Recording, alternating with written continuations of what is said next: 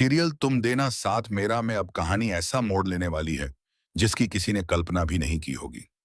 आने वाले एपिसोड में रिश्तों की परीक्षा होगी, भावनाओं का तूफान उठेगा और एक ऐसा फैसला लिया जाएगा जो हर किसी को हैरान कर देगा। सबसे बड़ा झटका तब लगेगा जब गोपाल जी गुस्से में अपना आपा खो बैठेंगे और आर्य को सबके सामने जोरदार थप्पड़ मार देंगे। लेकिन आखिर ऐसी कौन सी बात होगी जो हमेशा शांत रहने वाले गोपाल जी को इतना बड़ा कदम उठाने पर मजबूर कर देगी? दरअसल अनु आर्य का घर छोड़कर अपने मायके लौट चुकी है। उसके चेहरे पर दर्द साफ दिखाई दे रहा है, लेकिन वह किसी के सामने अपनी चुप्पी तोड़ने को तैयार नहीं है। उसकी मां पुष्पा बेटी की हालत देखकर परेशान है। वहीं पूरे मोहल्ले में तरह तरह की बातें शुरू हो जाती हैं। लोग ताने मारते हैं कि इतनी बड़ी उम्र के इंसान से शादी कर दी, इसीलिए यह रिश्ता ज्यादा दिन नहीं चल पाया।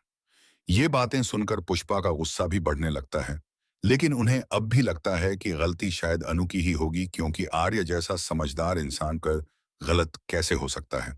उधर गोपाल जी अपनी बेटी का साथ देते हुए कहते हैं कि वह किसी भी हाल में अनु पर कोई दबाव नहीं डालेंगे।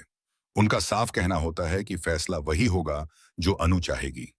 लेकिन इसी बीच वर्धन हाउस में भी हलचल मच जाती है। गायत्री दादी को जैसे ही पता चलता है कि अनु घर छोड़कर चली गई है, वह तुरंत आर्य को आदेश देती हैं कि चाहे जो भी करना पड़े, अनु को सम्मान के साथ वापस लेकर आओ। दादी की बात मानकर आर्य बिना एक पल गंवाए अनु के मोहल्ले पहुंच जाता है। वह घर के बाहर खड़ा होकर अनु से मिलने की कोशिश करता है, लेकिन अनु साफ इनकार कर देती है। वह कहती है कि अब उनके बीच बात करने के लिए कुछ भी नहीं बचा। आसपास के लोग भी तमाशा देखने के लिए इकट्ठा होने लगते हैं। ऐसे माहौल में भी आर्य पीछे हटने को तैयार नहीं होता। वह सबके सामने ऐलान कर देता है कि जब तक अनु उसके साथ वापस नहीं चलेगी, तब तक वह वहां से एक कदम भी नहीं हटेगा, चाहे उसे एक दिन इंतजार करना पड़े या पूरा एक साल। घर के अंदर बैठी पुष्पा अनु से लगातार सवाल करती रहती है कि आखिर ऐसा क्या हुआ जो उसे अपना घर छोड़ना पड़ा। तभी बाहर से आर्य की आवाज गूंजती है। वह कहता है कि आज वह खुद सबको पूरी सच्चाई बताएगा। यह सुनते ही अनु घबरा जाती है और बाहर आकर आर्य को रोकने की कोशिश करती है। वह कहती है कि यह उनके पति पत्नी का निजी मामला है और उसे सबके सामने नहीं लाना चाहिए। लेकिन इस बार आर्य चुप रहने वाला नहीं होता।